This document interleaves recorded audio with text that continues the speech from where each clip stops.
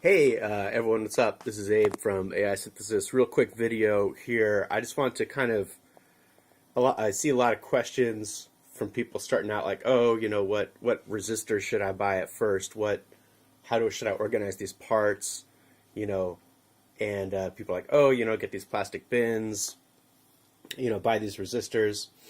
My humble opinion, I hate those bins. I'll show you why I think I have or I'll show you what I use. And then I just wanted to go through, how to use the build guides, how to change them and why, and how I organize parts and just kind of keep track of that stuff. So first thing is I just want to talk about organizing parts because then I can get this mess out of the way. So I used to have those plastic crates that you see where like you have like a bin for every part number, but you end up with too many part numbers.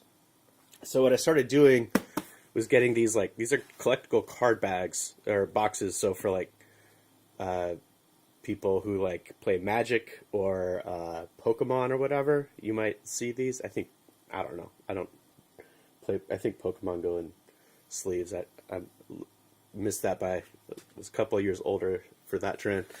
But like this one is for SMD resistors. So when I pop this open, I've got all my SMD resistors with little cardboard dividers here for like jump between the values. So here we go up to 10K, blah, blah, blah. And they're all just in there. I do that with this box of resistors as well. Same thing, just all the parts organized so they're easy to find by value, going from 0 all the way up to, I don't know, 20M. I don't know what my biggest one are. But, I've got thousands of resistors in a very small way in a small footprint. This one is for capacitors. This one I mixed through hole and SMD just because I don't have as many of them. So that's how I organize all my quote-unquote flat parts, parts that are real small. When it comes to bigger parts that you can't just like line up back to back without things getting messy, I just use these bags. I save the bags that I get when I do parts orders. So for these capacitors, for instance, electrolytic capacitors, see if I can do this with one hand. I've got one big bag, and then within here, so these are a bunch of 10UF electrolytic caps.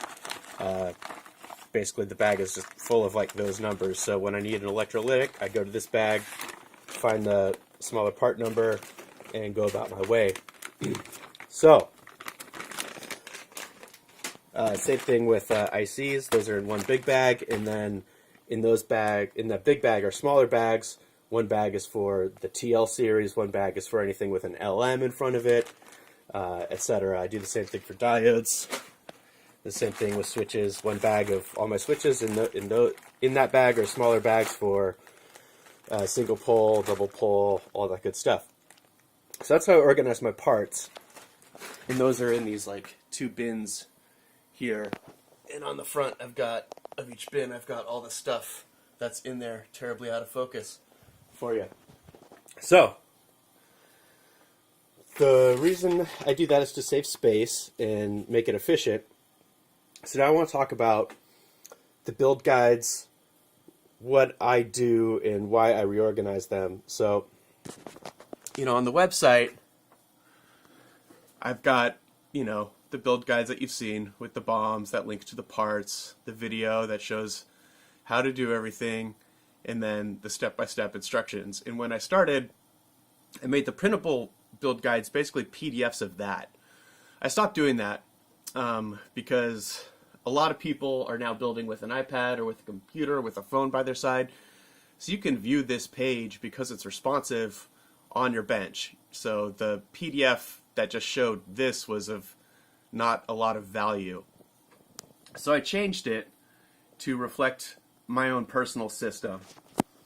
So what you'll see here is there's the steps of each part, which reflects the site, and then placed versus soldered is a open circle versus a filled in circle.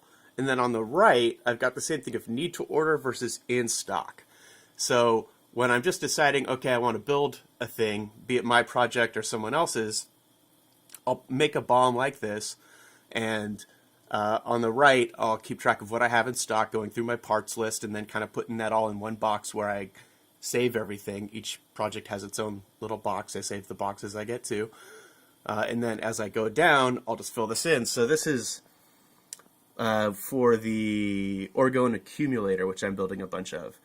And you can see this kind of messy way that I do it, whereas these are parts I had in stock, and then there were parts I didn't have in stock, and then I put a little T on it for like, okay, I've ordered that, and then once it comes in, I fill it in.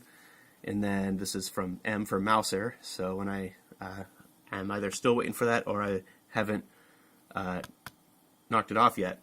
And then as I go down, I'll just fill in a dot. It's SMD, so there's no place. Place is for like through hole. And I fill it in so it goes down. And I do this for every project I make. I'll make one of these sheets, usually just going off of the build of materials. And this way it's kind of messy, but I can still see quickly if I have all the parts for the project or if I'm still waiting for a box to come in the mail. So for the build guides, I made that just kind of part of the sheet, and it's a little bit clearer. So that is why I do that.